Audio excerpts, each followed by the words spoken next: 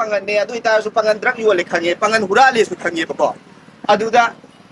pangan hurale su khange drug yole su khange aduda maya atoba community na pangan khakta mag huran bani natraga na pangan khakta mag drug yon bani harade adoi matang na spelling kitang lan balak pa spelling am la le ba haisarage ai gi ming ai hane introduce tau darake introduce tau na lete ai gi ming sarfaras kawe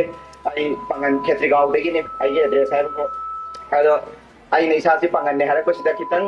hana pangan go udre mi yaram daraga di kitang pangan bu subai tau brane kala ngori pangan si chabo hichaba gi mong do nu bane ba natraga na makoi chom ga dam ni pangan di kurta set ka dam ni natraga na tupi ango bot ka dam ne le rang ne ba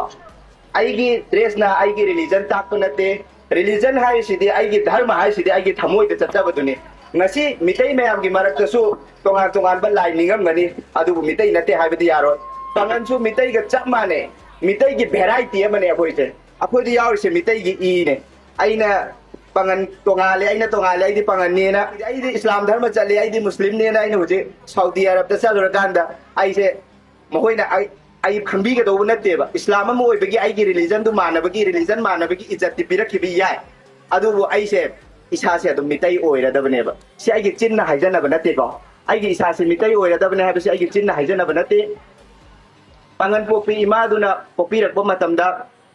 magi i do ai ngonda su ya ho we si ai na haijana ba natte ba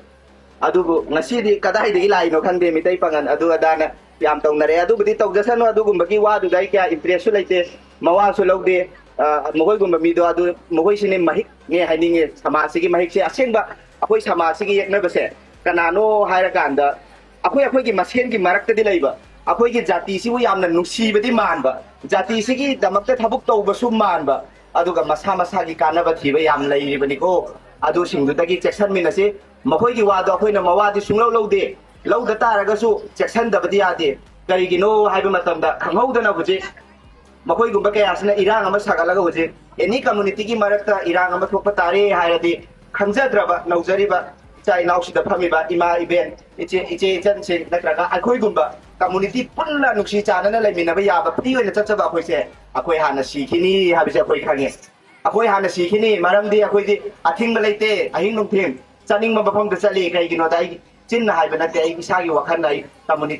community hai bu karino religion hai sida aina ai gi yumde isoning jaba du kanana khangja ba natja deba aina ai gi yumde isoning jaba du me lebang me mamang ta puthora ai gi si isoning ni ai gi si isor china khwai degi chawi si isor china khwai degi phai na haire iba mi do ma isor su ningam do man de tok san na bane ba sumaina akoi gi